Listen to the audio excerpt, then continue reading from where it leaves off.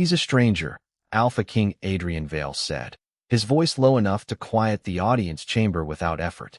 8-year-old Thomas stood beside Julian Mercer at the foot of the dais, small but upright, both hands wrapped around a folded protection petition. Adrian's steel-gray gaze moved from the boy to Julian.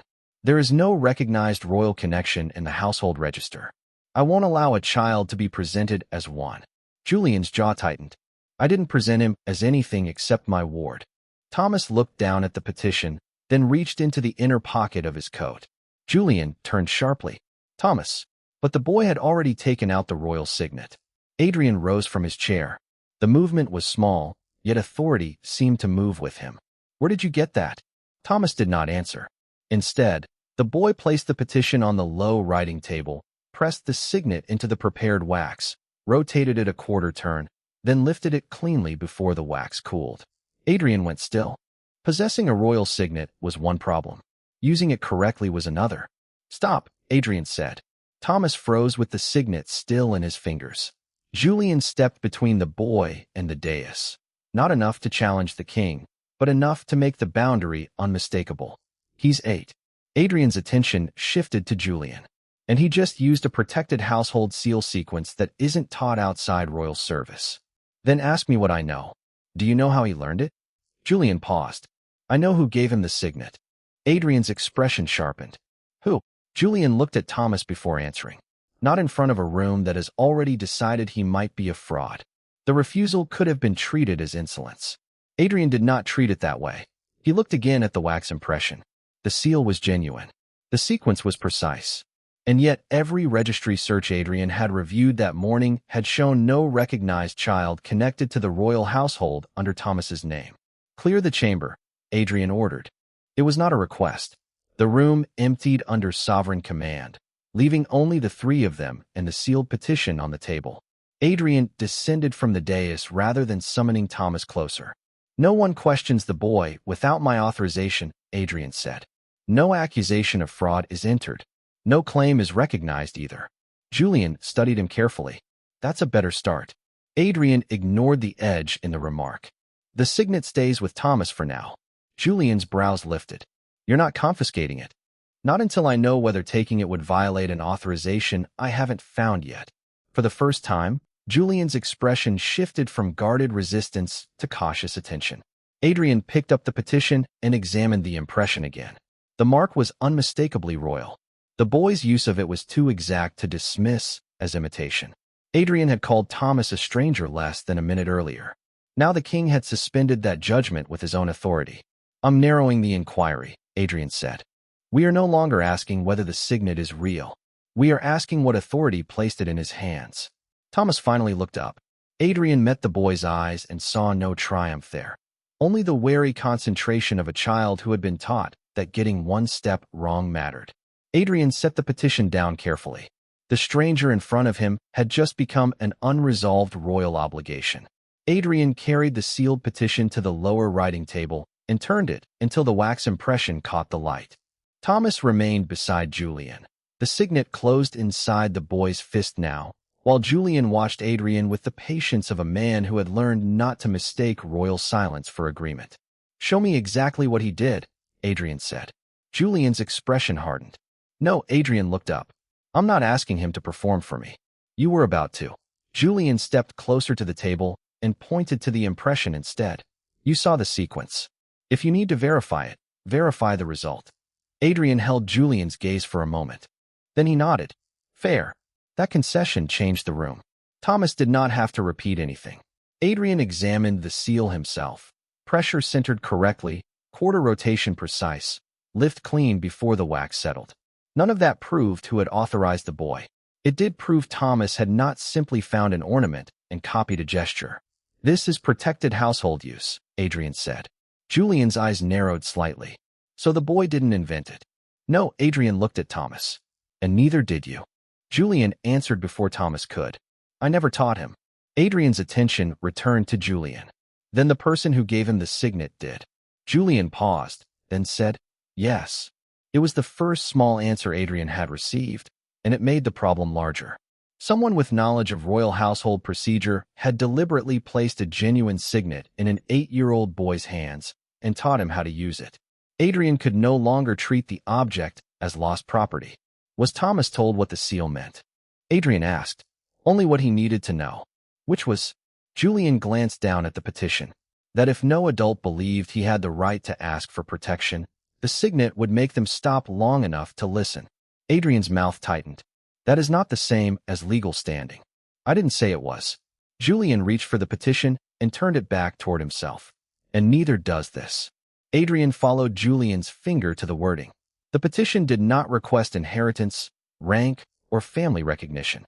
It requested continued protected residence connected to the hospice estate until Thomas's guardianship status could be reviewed. Adrian read it twice. You drafted this? Yes. Why not ask for royal recognition directly? Julian's answer came without hesitation. Because I don't know that Thomas has a right to it. I do know he needs a lawful place to live while the question is settled. Adrian looked at him more carefully. Julian had brought a child carrying a royal signet into the king's chamber, yet Julian had deliberately written the narrowest request available. That did not eliminate fraud as a possibility. It did make Julian's behavior harder to fit into the assumption Adrian had begun with. The hospice remains responsible for him now? Adrian asked. I'm responsible for him. Julian's hand settled lightly against Thomas's shoulder. The hospice is where he lives. And if the petition fails? Then I find another lawful arrangement before anyone removes him from my care. Adrian heard the boundary beneath the answer. Thomas was not leverage. Julian would not use the boy to win access to the crown. Adrian set the petition down. Then this inquiry stays narrow. The signet's authenticity is established. Thomas's use is consistent with protected household practice. Neither fact establishes succession standing. Julian gave one measured nod. Agreed. But they establish enough that I will not let this be treated as a child presenting a false claim. Thomas's grip on the signet loosened slightly. Julian noticed. So did Adrian. You'll both remain in Carwin while I review the authorization path, Adrian said. Julian's expression closed again. We'll remain available. We won't move into royal lodging. Adrian almost challenged the distinction, then stopped. Available is sufficient. The stranger Adrian had dismissed now had a genuine signet, authentic training, and a petition carefully designed not to claim more than the boy could prove. The question was no longer whether Thomas belonged to the royal family. It was why someone inside the royal household had expected the boy to need the crown's protection at all. By the next morning, the royal household office had turned the question into paperwork, which was exactly where Adrian preferred difficult things to go. Paper could be compared. Language could be narrowed. A claim could be separated from emotion.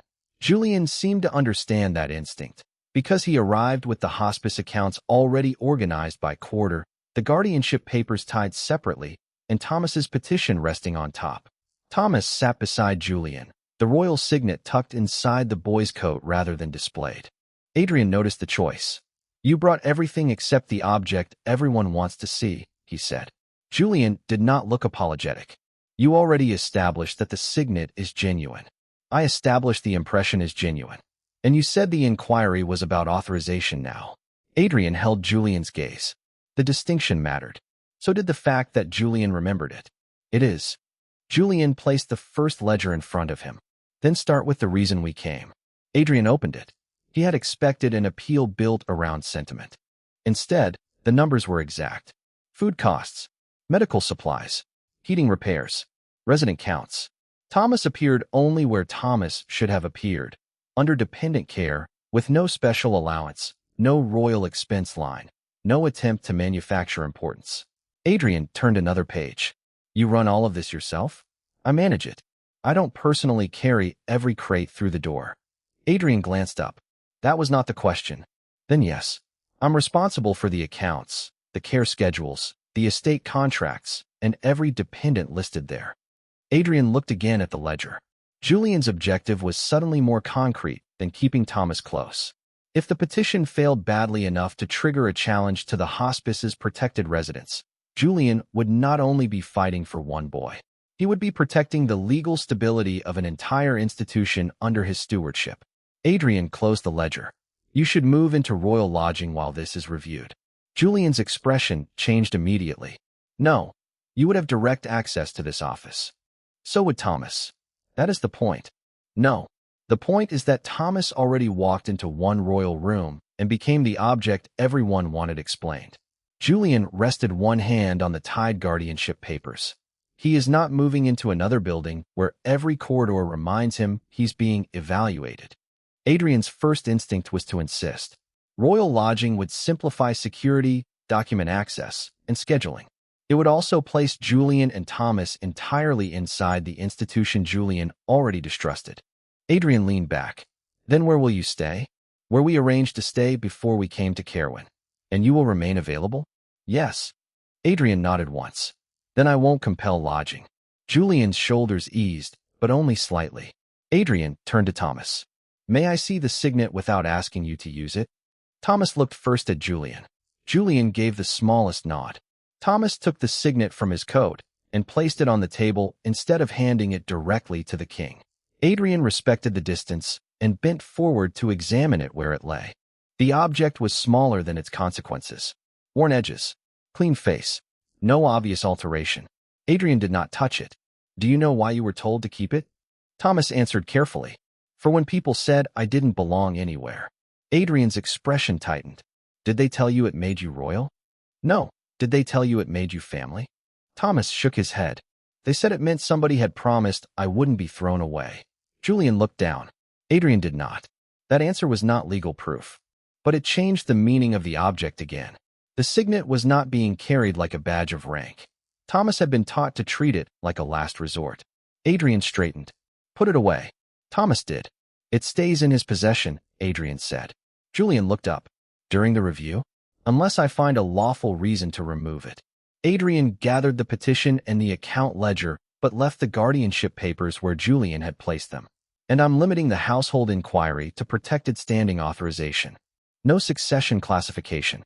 No family designation. No expansion beyond what this petition actually asks. Julian studied him, measuring the decision. That keeps Thomas out of a claim he never made. Exactly. Adrian's public reputation was built on certainty. He was known for deciding quickly and forcing the machinery of the crown to align behind the decision. Here, he had done something less visible and more difficult. He had narrowed royal power instead of widening it. It did not solve the question. It made the answer harder to manipulate. Julian retied the hospice accounts. Thomas kept the signet.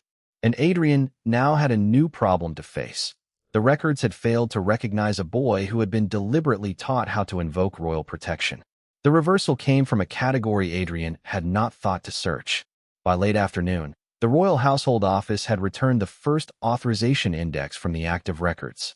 Adrian read the entry twice before setting it flat on the desk between himself and Julian. Thomas sat nearby with the signet still inside his coat, silent and watchful. There is an authorization code, Adrian said. Julian's posture sharpened. For Thomas. Not under family registration. Adrian tapped the line with one finger. That is why the original search returned nothing. The code was filed under protected ward status. Julian looked at the page, then at Adrian. So when you called him a stranger, you were looking in the wrong place. Adrian did not defend himself. I searched the registry category that would contain a recognized royal child, family dependent, or succession-connected minor. Thomas appears in none of those. Because nobody claimed he was one. Correct. The admission changed the balance in the room. Until that moment, every uncertainty had leaned against Julian and Thomas. Now the Crown's own search method had become part of the problem. Adrian turned the index toward Julian without surrendering control of the record. This does not establish what protection was authorized, how long it lasts, or whether the signet was lawfully assigned to Thomas. It establishes only that a protected ward authorization code exists and that my initial search was too narrow. Julian read the line carefully, then expand the review within that category. Adrian's eyes narrowed slightly. That is what I intend to do. Without opening family or succession records again. Those categories are no longer relevant unless the protected ward authorization points there. Julian held Adrian's gaze. Put that restriction in writing. Adrian paused. It was not an unreasonable request, but it carried a cost. Once Adrian formally confined the inquiry, he would be limiting the Crown's own investigative reach before he knew what the deeper record contained. If the authorization later raised a succession concern, Adrian would have to justify expanding the scope rather than simply allowing the royal machinery to search everything at once. His old instinct favored maximum access. Maximum access felt safer. It also treated Thomas as if every possible suspicion were already legitimate. Adrian reached for the writing pen. The inquiry remains limited to protected standing authorization and direct legal consequences arising from that authorization. He dictated as he wrote. No family classification. No succession classification without a specific evidentiary basis. Julian watched the words appear. And Thomas. No additional questioning unless the records create a factual gap only he can answer. Thomas looked up at that. Adrian saw the boy's shoulders loosen by a fraction. The reaction was small, but it made the cost of Adrian's earlier certainty harder to ignore. Adrian signed the restriction with sovereign authority. The decision would slow the review. It would frustrate officials accustomed to searching broadly. It would also mean that if Adrian had been wrong to narrow the inquiry, the responsibility belonged to him. Julian took the copy Adrian offered and folded it once. Thank you. Adrian's expression remained controlled. Do not mistake procedure for trust. I don't. Julian slipped the paper into the hospice ledger. But procedure can keep power from getting curious. Adrian almost objected to the phrasing. Instead, he looked back at the authorization index. One detail bothered him now. The code attached to Thomas's name did not use the family sequence or succession prefix. It used a protected household designation reserved for people whose safety or residence had been accepted as a crown obligation without making them royal dependents. Adrian had seen the category before. He had simply never imagined it could explain the boy standing in front of him. This changes one assumption, Adrian said. Julian waited. The signet may not have been given to prove who Thomas is. Julian's expression tightened with recognition. Adrian continued. It may have been given to prove what the household promised to do for him. Thomas's hand moved unconsciously toward the inside of his coat, where the signet rested. Julian noticed and placed one steady hand on the boy's shoulder. Adrian did not ask another question. Not yet. The Crown still lacked sufficient proof of the signet's legal assignment and the exact scope of the authorization. But the danger had shifted. Adrian was no longer primarily guarding the succession from an unexplained object. He was beginning to confront the possibility that the royal household had made a promise to a child, and then filed that promise somewhere the king himself had failed to look. Adrian spent the next hour reading the authorization category as if repetition might reveal what certainty had hidden from him the first time. It did not give him a name, a duration, or a final legal effect. What it gave him was something more uncomfortable. Context. Protected ward status was not a family designation. It did not place Thomas in succession. It did not make him royal. It meant that someone acting through the household had accepted a duty toward the boy's safety or residence and had recorded that duty under Crown authority. Adrian looked across the desk at Thomas's petition again. The boy had not asked to be recognized as family. Julian had not asked for inheritance, title, or rank. The signet had been used on a request for continued protection. The pieces had been in front of Adrian from the beginning. He had simply been asking the wrong question. I need to correct the direction of this inquiry, Adrian said. Julian, seated opposite him with Thomas beside him, did not relax. Meaning, Adrian turned the authorization index so Julian could see it again. Until now, I have been treating the signet as a possible claim against the Crown. That is no longer the most reasonable interpretation. Julian's hazel eyes sharpened. Then what is? Adrian tapped the protected ward code. Evidence that the Crown may already owe Thomas something. Thomas looked up. Julian's hand moved immediately to the boy's shoulder. Not possessive, simply steady. Adrian continued, choosing the words carefully. That does not prove the signet was assigned lawfully. It does not prove the obligation is still active. But the object no longer means what I assumed it meant when you entered the audience chamber. Julian glanced toward Thomas's coat, where the signet remained hidden.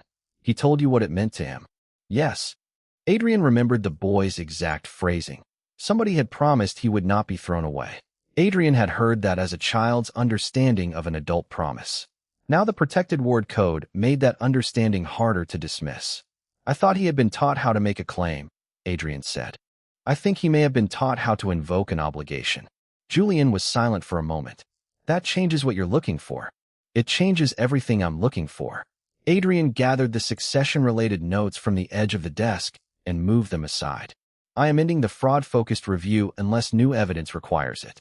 From this point forward, the household office will determine what obligation was created, whether Thomas was the intended beneficiary, and what remains enforceable now. Julian watched him closely. And if that review becomes public? Adrian did not answer immediately. The question had consequences. A mysterious child using a royal signet was dangerous enough as rumor. A child tied to an unfulfilled crown protection obligation could be worse. It could look like negligence. It could invite questions about the household's competence.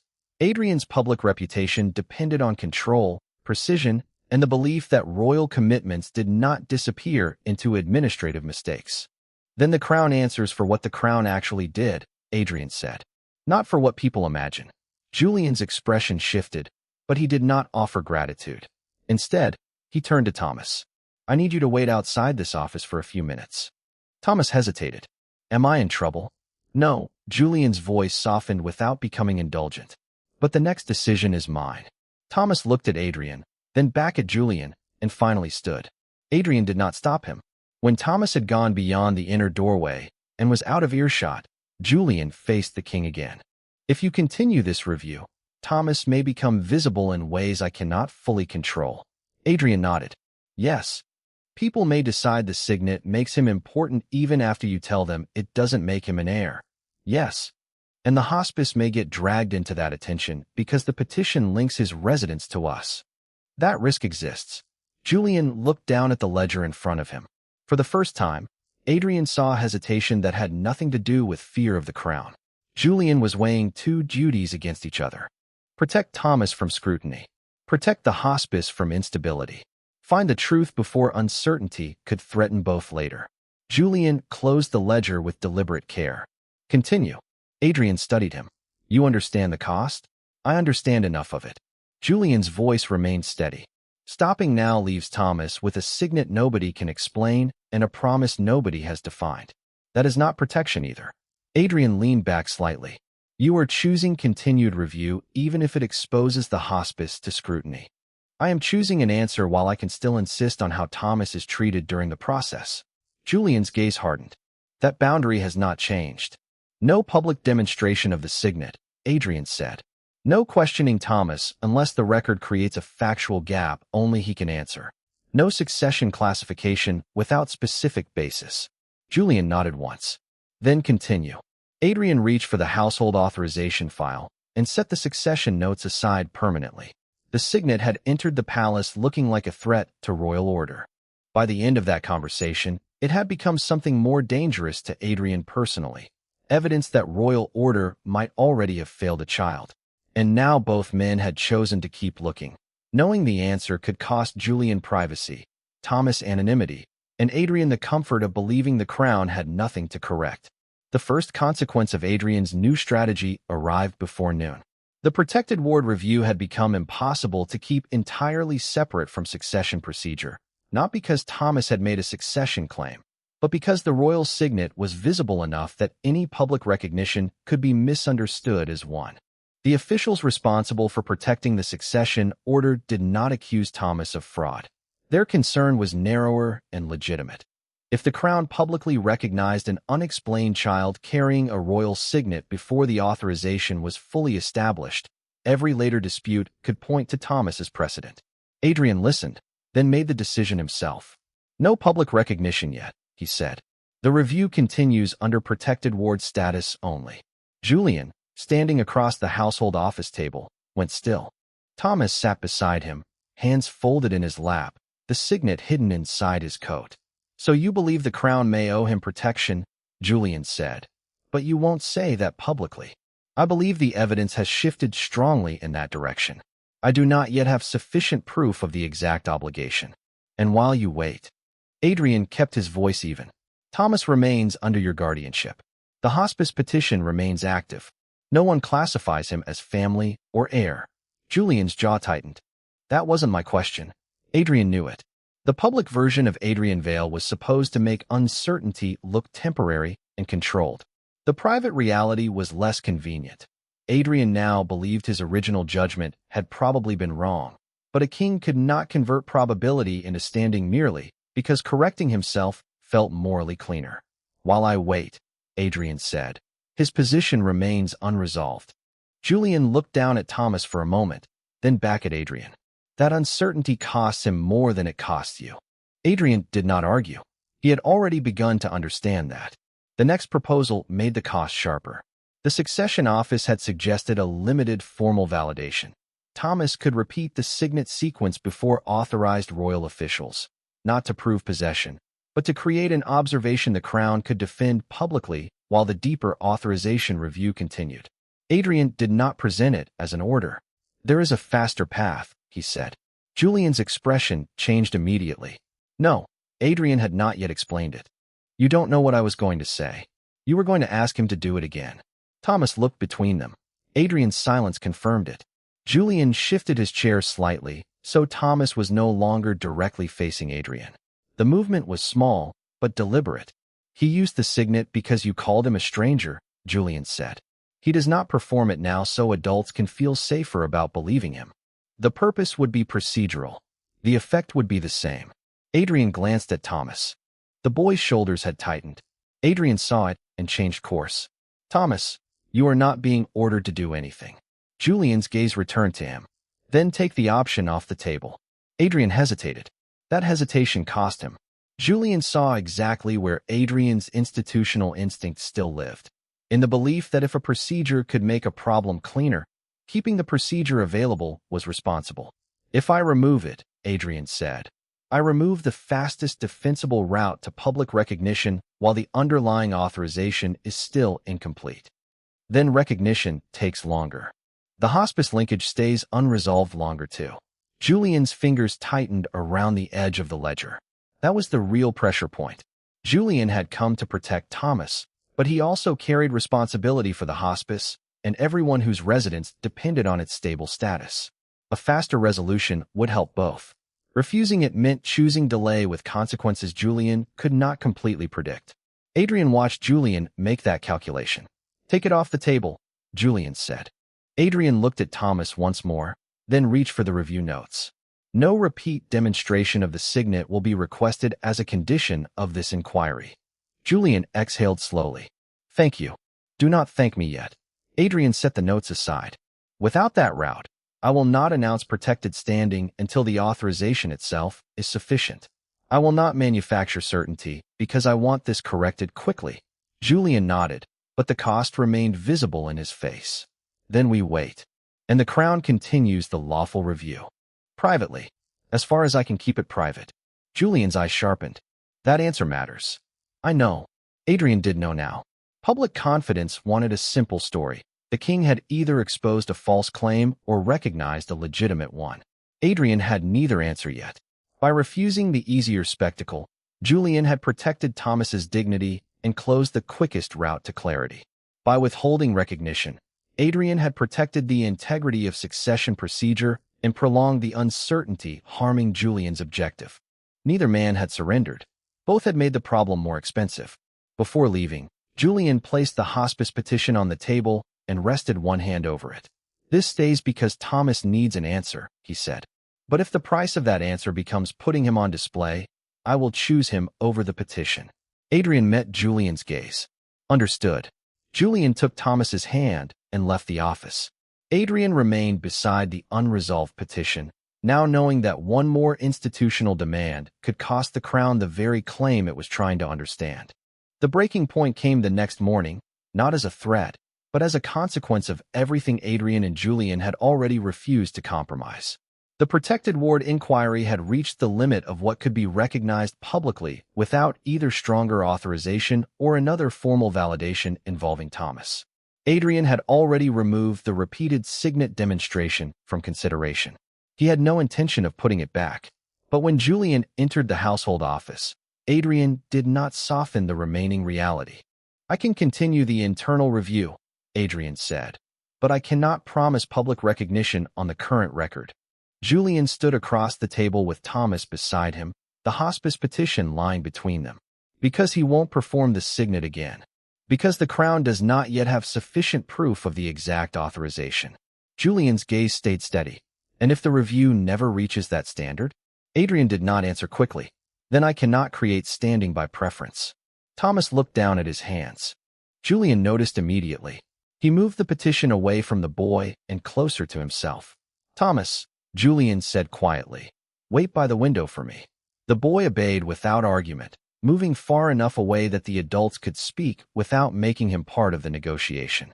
Julian turned back to Adrian. Every path you have left ends with the same pressure. No, Adrian's voice remained controlled. The internal review does not require Thomas to do anything. But the petition does. Adrian's eyes narrowed. Julian continued. As long as that petition stays active, everyone has a reason to keep asking what Thomas can prove, what he can repeat, what he can demonstrate, what he can survive for the sake of making the Crown comfortable. I removed that requirement. You removed one version of it. Julian placed his palm over the petition. The pressure remains because the petition asks you for an answer now.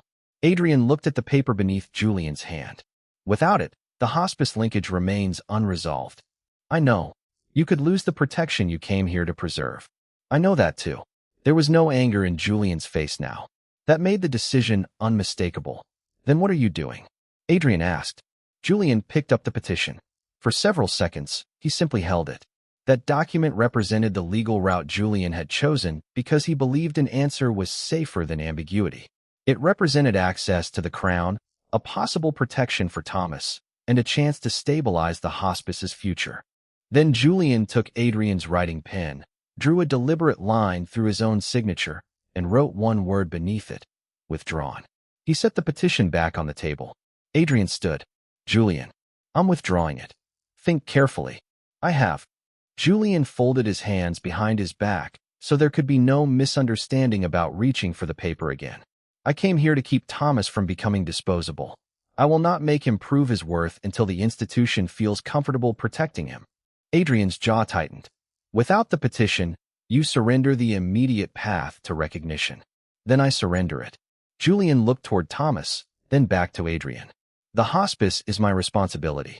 Thomas is my responsibility.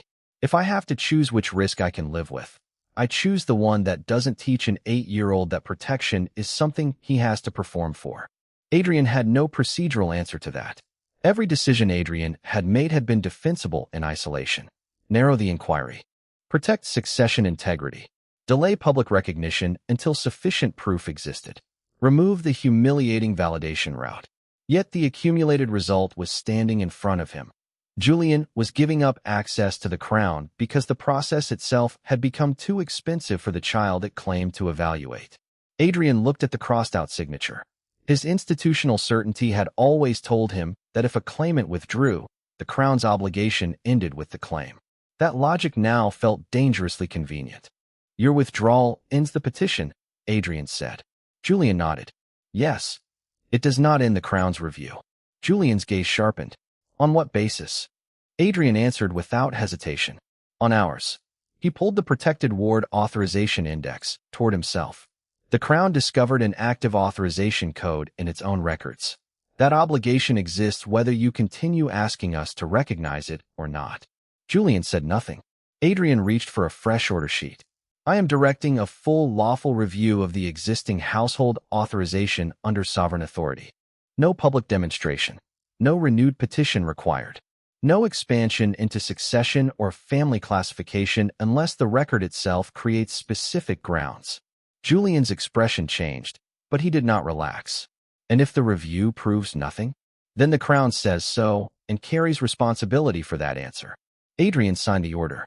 By withdrawing the petition, Julian had removed the easiest political exit. Adrian could no longer tell himself he was merely responding to a request. The Crown was now investigating its own unfinished obligation because the king had chosen to make it his responsibility. Thomas no longer had to ask for recognition. Adrian had to determine whether Asterwin had already promised it. The review began with the same protected ward authorization index Adrian had already opened. Under his sovereign order, the Royal Household Office followed that code through the active household records and compared the details it contained against the facts already established. Thomas's name, the Mercer hospice residence, and the Signet assignment tied to protected standing. The match did not create a hidden family claim. It produced something simpler and, to Adrian, more damning. The protected ward authorization code matched Thomas's name, the hospice residence, and the exact Signet assignment recorded under Crown authority. The entry did not make Thomas royal. It did not place him anywhere near succession. It established that the Signet had been assigned to the boy as proof of a standing obligation, protected residence under the royal household until lawful guardianship and placement were secure. Adrian read the authorization twice, then a third time, because this time there was no ambiguity left to hide inside. Thomas had used the Signet exactly as it had been intended to be used. Julian had asked for less than the record already supported, and Adrian had called the boy a stranger in a royal chamber before understanding what the crown itself had promised. Julian stood across the household office table, one hand resting near Thomas's shoulder. Thomas did not hold the Signet out. He did not need to. Adrian closed the file. This is sufficient. Julian's expression did not change. For what? For protected ward recognition. For the hospice linkage. For the fact that the Signet was lawfully placed in Thomas's possession. Adrian paused. Not for succession. Not for family status. Those were never his claims. Thomas looked up at that. Adrian met the boy's eyes. And I was wrong to treat him as though they were. Julian's gaze sharpened. What happens now? Adrian could have issued a quiet correction inside the household office. It would have been easier. The original classification, however, had not been quiet. Adrian had called Thomas a stranger in the audience chamber, in front of the same institutional machinery that now had enough proof to reverse that judgment. A private correction would protect Adrian's dignity more than Thomas's. I correct it where I made it, Adrian said. Julian's shoulders stiffened. Thomas does not demonstrate the Signet again. He won't. He does not stand there while officials examine him. They won't. Julian looked toward Thomas, then back at Adrian. Then we'll attend. That choice remained Julian's, and Adrian did not confuse attendance with forgiveness. Later that day, Adrian returned to the audience chamber with the household authorization in hand. Thomas stood beside Julian at the same place where Adrian had dismissed him before. The Signet remained inside the boy's coat. Adrian did not ask to see it. He addressed the room with the same quiet authority that had once ended the discussion too quickly. My earlier classification of Thomas Mercer as a stranger to the royal household was incorrect. No explanation softened the sentence. Adrian continued. The Crown's active household records establish that Thomas holds protected ward standing under a valid authorization tied to the Mercer hospice residence. The royal Signet in his possession was lawfully assigned for that protection. Adrian let the distinction remain clear. This recognition creates no succession right, no family designation, and no inheritance claim. It confirms an existing Crown obligation that should have been identified before I spoke. The officials responsible for succession procedure had every reason to care about precedent. Adrian addressed that concern directly rather than dismissing it. This ruling applies to the authorization already recorded for Thomas. It does not create a general rule for unexplained signets or unverified claims. Then Adrian made the choice that turned proof into consequence. The Mercer hospice linkage is recognized under the existing protected ward authorization. No renewed petition is required. Thomas's standing will not depend on repeating the Signet sequence, submitting to public demonstration, or asserting a claim he never made. The room remained silent. Adrian knew what the correction would cost him. The record would now show that the king's first judgment had been wrong because his own search had been too narrow. That was preferable to preserving an error because admitting it was inconvenient. Adrian descended from the dais. He stopped several feet from Julian and Thomas rather than summoning either closer.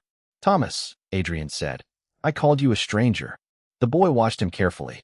Adrian did not kneel, dramatize the moment, or ask for absolution. The record recognizes your protected standing. My earlier classification was wrong. Thomas's hand moved toward the inside of his coat, then stopped. Do I have to give the Signet back? No, Adrian said. It was assigned to you. It remains yours as proof of protection, not as a symbol of succession. Thomas glanced at Julian. Julian gave the smallest nod. The boy's shoulders eased. Adrian turned to Julian. Your guardianship remains intact. Your authority over the hospice remains intact. Nothing in this recognition requires Thomas to live at Caerwyn.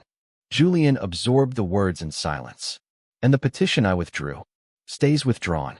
Adrian's voice remained even. The Crown's obligation does not depend on you asking twice.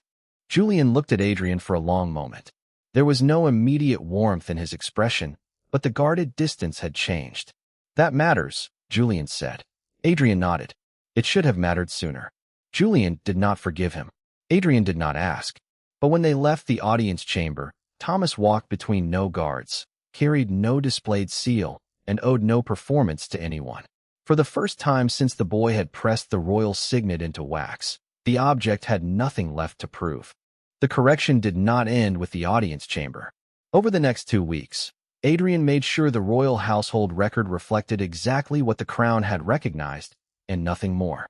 Thomas Mercer remained listed as a protected ward connected to the Mercer hospice residence, with Julian's guardianship intact and no family, inheritance, or succession designation added beside his name. The signet was recorded as proof of that protection, not as a title. Adrian also instructed the royal household office that ambiguous protected standing claims were to be reviewed first within the category actually asserted before broader classifications were opened without specific cause. It was not a new law. It was an internal practice designed to prevent the same error Adrian had made when certainty outran evidence. Julian noticed the difference when the next set of papers arrived at the hospice. No summons. No demand that Thomas return to Caerwyn. No language implying that the boy's protection depended on further performance. The documents confirmed residence, guardianship, and the hospice linkage in plain terms. Julian read every line before signing acknowledgement. Thomas sat across the table, turning the royal signet slowly between his fingers. "Do I still need this?" the boy asked. Julian looked at the seal. Once, it had been the only thing strong enough to make a king stop calling Thomas a stranger. Now the record itself carried the promise. "You don't need to prove anything with it," Julian said. "But it's still yours." Thomas closed his hand around the signet and tucked it back into his coat. That afternoon, Adrian arrived at the hospice without requesting that Julian come to Caerwyn first. The king entered the estate office in formal dark wool, his authority unmistakable even without ceremony, and stopped on the visitor's side of Julian's desk. He did not take the chair until Julian gestured toward it. "The household record is complete," Adrian said. Julian nodded. "I saw. The hospice protections remain attached to the existing authorization. Your authority here remains unchanged." "I saw that too." Adrian accepted the dry answer without defensiveness. "There is one more matter." Julian's expression tightened automatically. Adrian noticed and changed his phrasing before continuing. "Not another requirement. A choice." Julian waited. "If Thomas ever uses the signet again, the first question from the household will be what protection he is invoking, not what royal claim he is making." Adrian placed a copy of the procedural instruction on the desk. "That applies to ambiguous protected standing reviews handled by this household office." Julian read the page. "You didn't broaden it into succession. There was no basis to. You didn't make a new statute. There was no need." Julian set the paper down. "You really believed he was a stranger," Julian said. Adrian's steel-gray gaze stayed steady. "I believe the register I chose to search told me enough. And now I know that a record can be accurate, and my question can still be wrong." Julian looked toward the doorway where Thomas had left his coat hanging, the signet safely inside. Adrian did not ask whether Julian trusted him now. He did not ask for forgiveness or turn correction into a claim on Julian's affection. He simply waited. After a moment, Julian moved the visitor's chair slightly closer to the desk. "Sit," he said. Adrian did. Julian opened the next account ledger and turned it so Adrian could see the figures. Adrian leaned forward only after Julian invited him to look. The royal signet stayed hidden in Thomas's coat, no longer a weapon against disbelief, no longer a mystery threatening the succession, only the proof of a promise that had finally been honored.